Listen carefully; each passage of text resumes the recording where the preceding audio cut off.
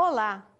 Nesta aula vamos caracterizar a criança com idade entre 6 e 8 anos. Corresponde às primeiras séries do ensino fundamental. Um outro tópico a ser abordado nessa sessão são os objetivos e os conteúdos destinados a essas crianças.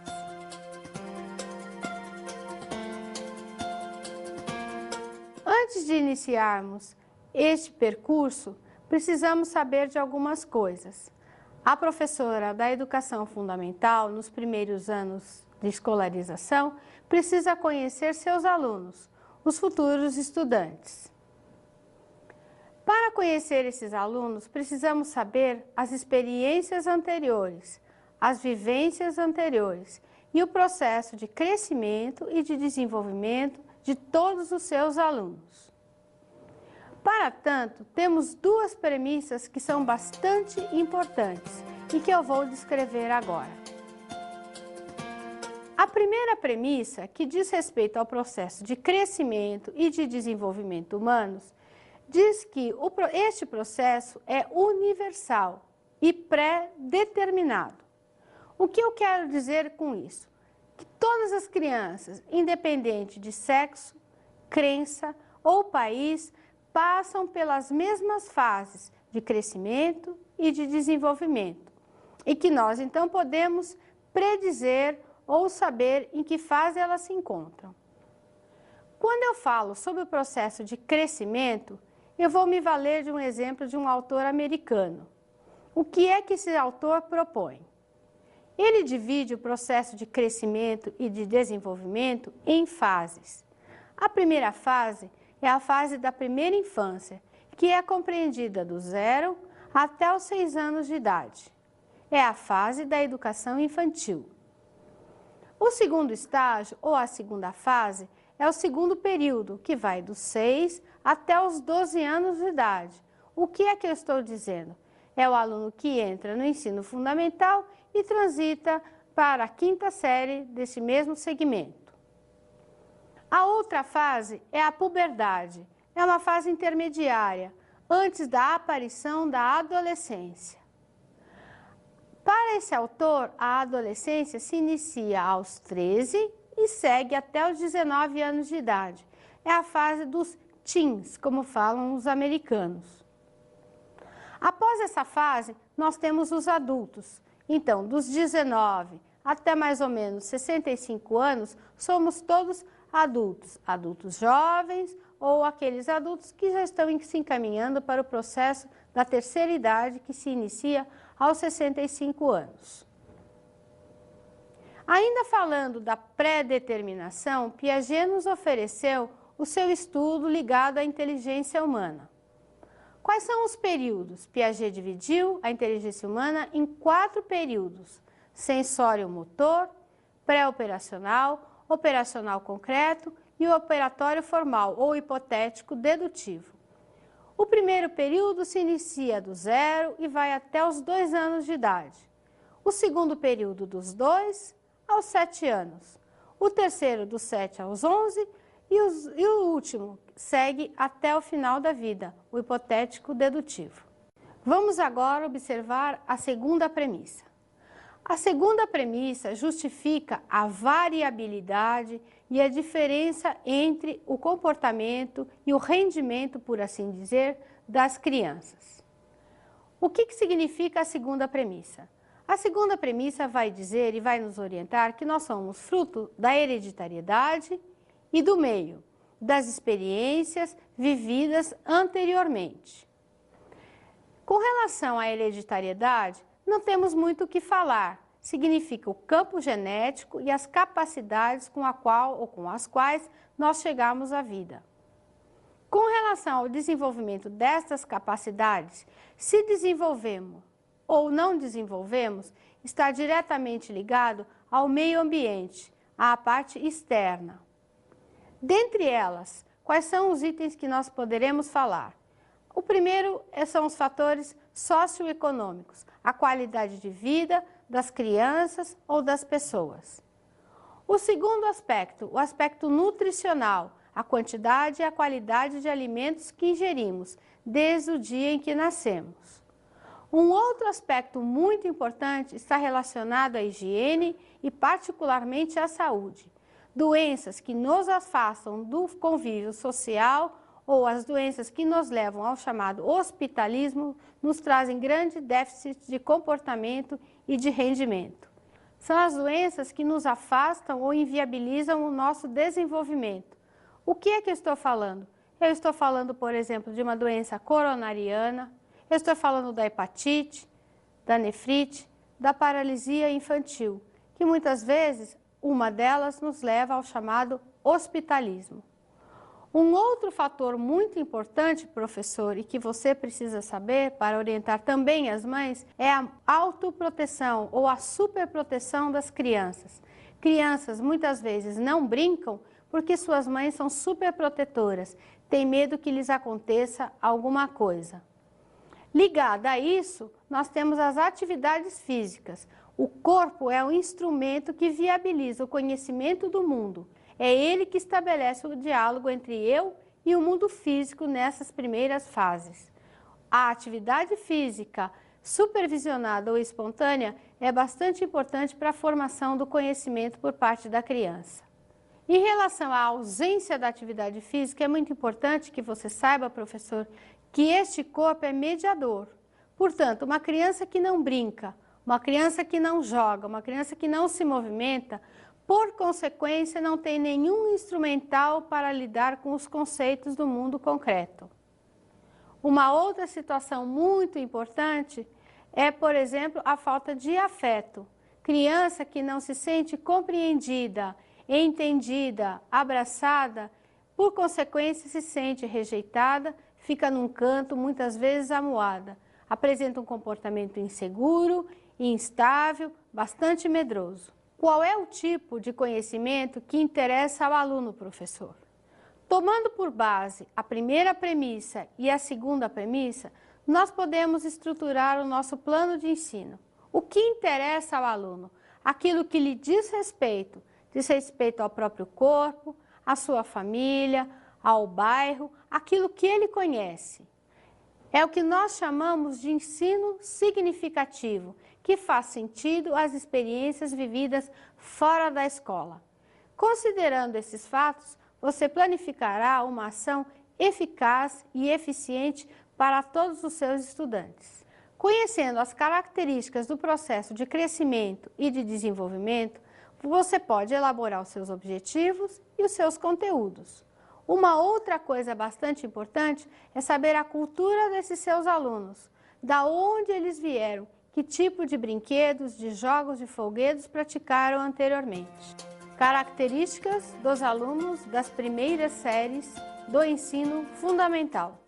Com relação às características dos alunos, vou declinar as características ligadas aos aspectos cognitivos ou os aspectos intelectuais.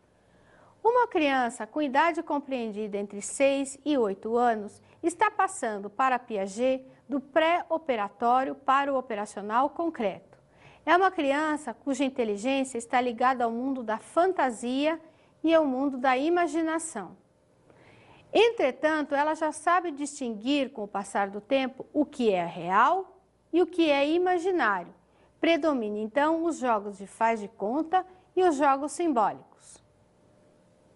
Sob o ponto de vista de inteligência, ela já consegue organizar, seriar, sequenciar os materiais que forem pedidos.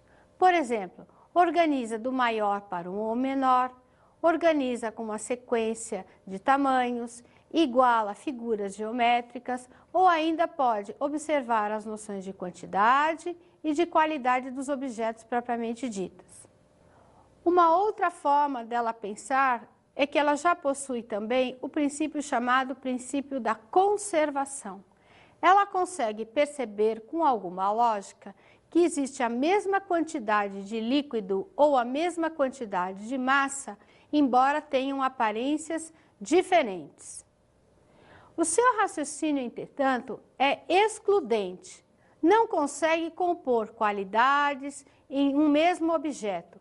Ou é uma coisa ou é outra. Então, não consegue articular e verificar que o mesmo objeto possui duas qualidades, coisa que o adulto consegue fazer com perfeição. Uma outra coisa que uma criança não sabe explicar aos 6 anos e que progressivamente consegue articular alguma coisa para nos dar a resposta é explicar sobre o eclipse, por exemplo, ou sobre o furacão. As suas experiências estão centradas no corpo que viveu, no corpo vivido, nas experiências obtidas. Portanto, essas explicações mais abstratas ainda não é capaz de elaborar. Com relação à observação e ao que chamamos de juízo moral, estabelecer fatos concretos ou emitir um juízo sobre certo e errado ainda é bastante problemático para uma criança tão pequena. Ela julga os fatos, ela analisa as ações de forma como ela percebe. Seu compromisso com a verdade ou com os fatos ainda é bastante incipiente. Ela observa o mesmo fato e pode julgar este mesmo fato, essa mesma ação, de maneiras diferentes. Se é um amiguinho que pratica um delito, algum furto, por exemplo, ela vai julgar de forma abrangente ou adocicada. Essa criança é um ser bastante dependente, características socioafetivas. Esta criança está entrando no processo de escolarização propriamente dita. Ela sai da família, ela vem da educação infantil, em que ela se sente abrangida e compreendida. Agora, a instrução é mais formal.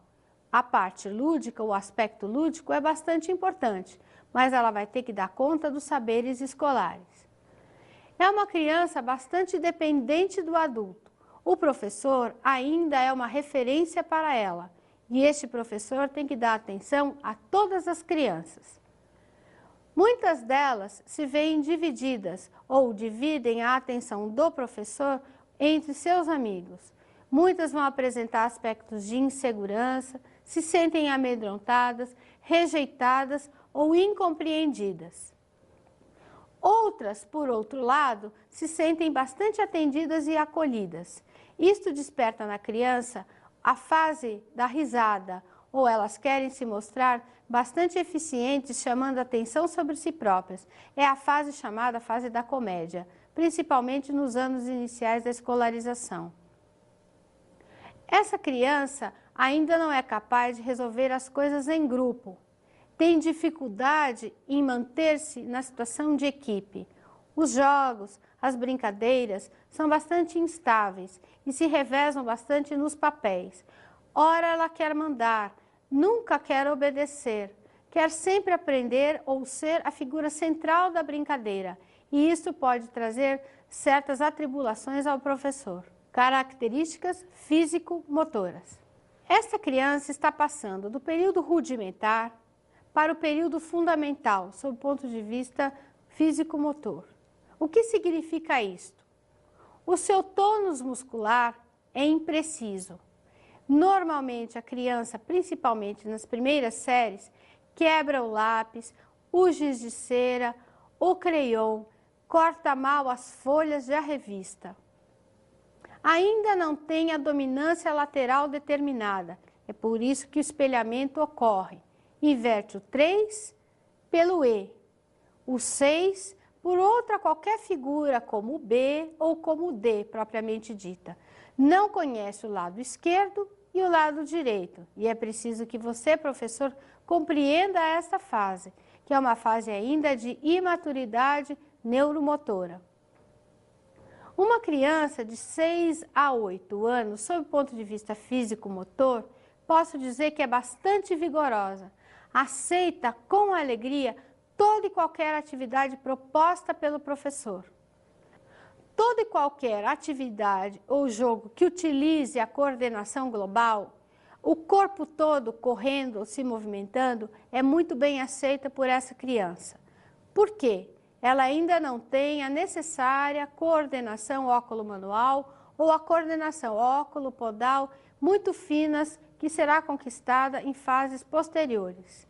Os jogos que trabalham com autotestagem, ou seja, quem é capaz de, que nós chamamos de conteste, as atividades de desafio são bem vistas por todas as crianças Indiferentemente, tanto meninos quanto meninas trabalharão com alegria e com desempenho bastante semelhante.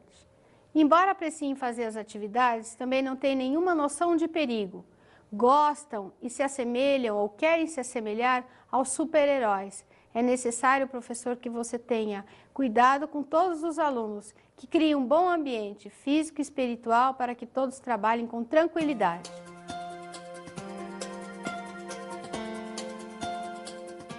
Participar de todas as atividades propostas de forma equilibrada. Reconhecer-se e respeitar os demais sem discriminação. Adotar atitude de respeito, solidariedade e repudiar a violência. Valorizar a pluralidade de manifestações culturais e esportivas.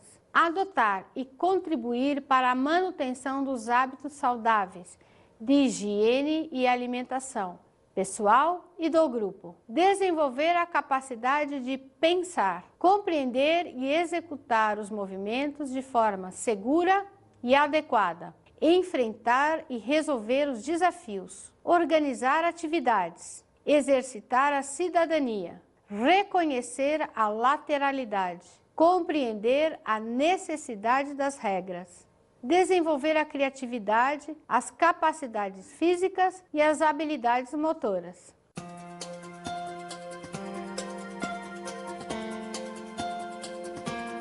Agora vamos falar sobre os conteúdos. O primeiro bloco de conteúdos diz respeito ao conhecimento e controle do próprio corpo. O conhecimento e controle do próprio corpo diz respeito ao autoconhecimento, o conhecimento da imagem corporal, o conhecimento do esquema corporal. O conhecimento do esquema corporal e da imagem corporal diz respeito ao seu próprio conhecimento, nomear, reconhecer, falar de seu corpo e do corpo de seu amigo. Dentre ainda do conhecimento do seu próprio corpo, nós temos a relação deste corpo no espaço. Portanto, iniciar o conceito de dominância lateral e da lateralidade posteriormente. Com relação às atividades rítmicas e expressivas, que também se ligam aos temas transversais, pluralidade cultural e ética, eu posso dizer que um dos temas mais interessantes são as rodas e os brinquedos cantados. As rodas praticadas pelas crianças e os brinquedos cantados jogados por todas elas dão a exata ligação da noção tempo e espaço importante para o processo de ortografização e de alfabetização. As danças simples, coreografias simples, podem também ser praticadas por essas crianças com idade entre 6 e 8 anos, ou seja, das séries iniciais do ensino fundamental. Jogos.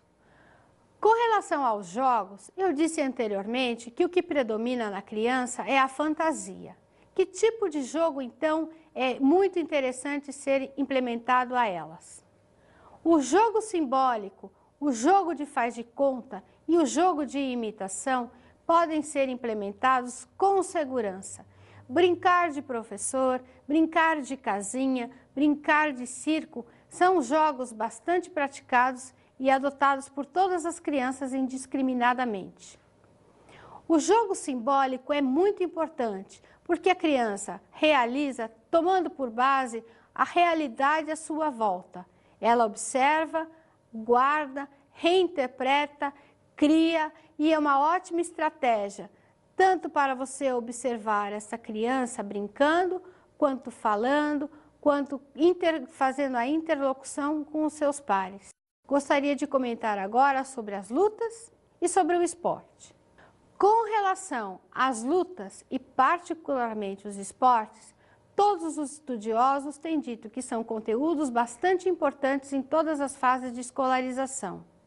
Entretanto, a luta e o esporte deve ser visto, analisado, observado, mas nós, estudiosos, não recomendamos nem as lutas, nem os esportes propriamente ditos, ou seja, com a construção de regra e com o refinamento que eles requerem. Deixe a luta, deixe o esporte para séries posteriores da escolarização. Eu tenho dito que a escola é para todos, inclusive para os portadores de necessidades educacionais especiais.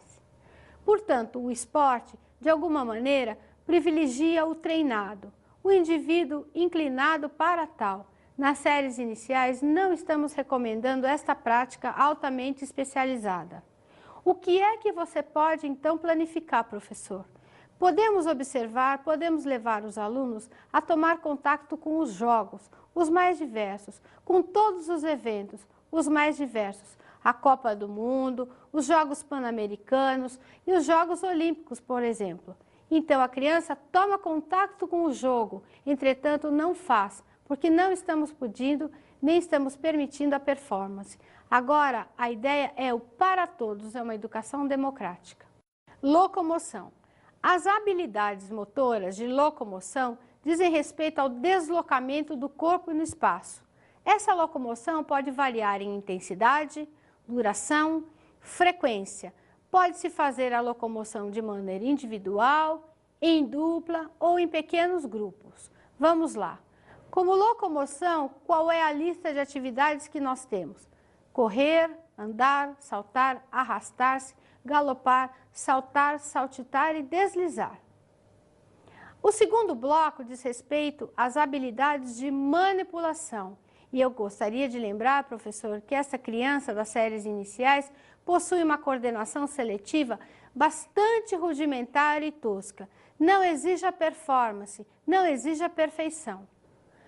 Quando eu falo das habilidades manipulativas, eu estou querendo trabalhar o corpo da criança e algum outro material. Bola de diferentes tamanhos, a corda individual ou coletiva, o arco, todo e qualquer material que possa ser também utilizado.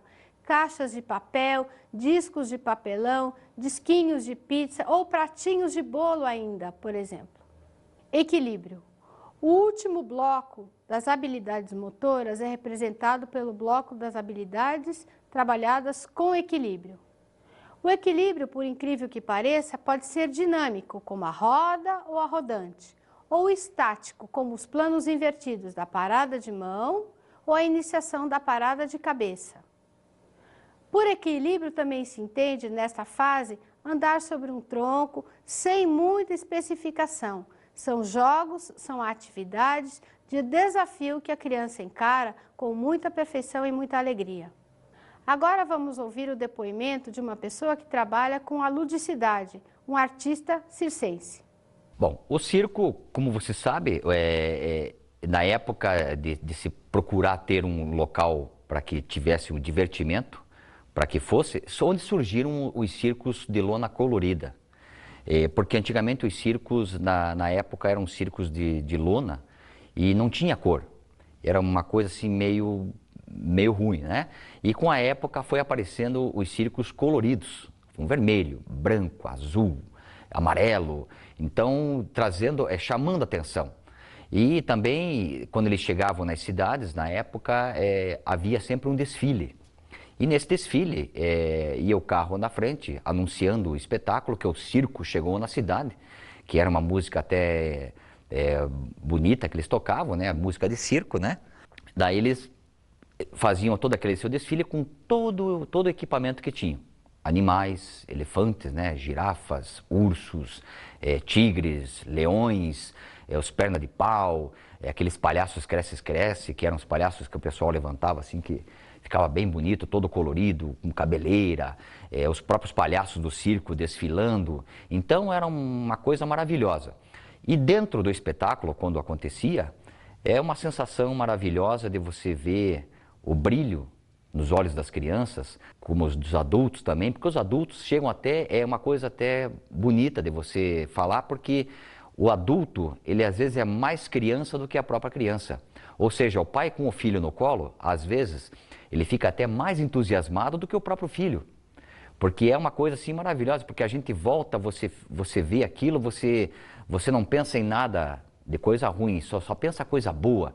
Então ali a pessoa, o pai da criança, né, ou a mãe, eles também entram nesse clima, porque o circo é um clima de alegria, um clima de diversão, de emoção, porque você vendo lá o artista lá em cima, né, nas suas perícias, no seu trapézio lá, cuidando, porque às vezes não tinha rede, tinha circos que faziam sem rede, né?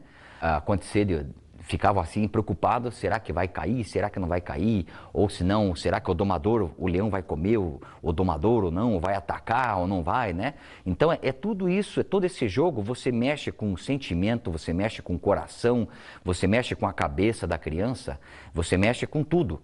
Então o circo é a mãe de todas as artes, porque do circo surgiu teatro, surgiu televisão. Só que, infelizmente, o circo ele está um pouco esquecido agora, em virtude de televisão, de cinema, muita diversão, videogame, a era da computação, de computador e tudo, né? Mas ainda que eu acho que enquanto ainda tiver criança, o circo jamais vai morrer.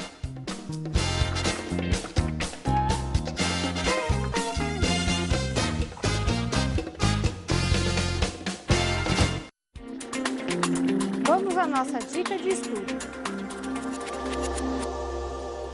Nas Ruas do Brás, Drauzio Varela, Companhia das Letrinhas. Este livro nos conta a vida de Drauzio Varela, passada num bairro em São Paulo.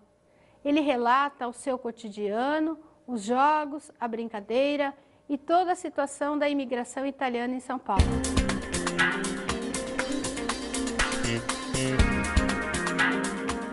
Na aula de hoje, falamos sobre características dos alunos da escolarização inicial e as aulas de educação física. Para planificar as atividades, professor, é necessário que você conheça os objetivos da educação física, seus conteúdos, o processo de desenvolvimento e de crescimento de seus estudantes. Bons estudos!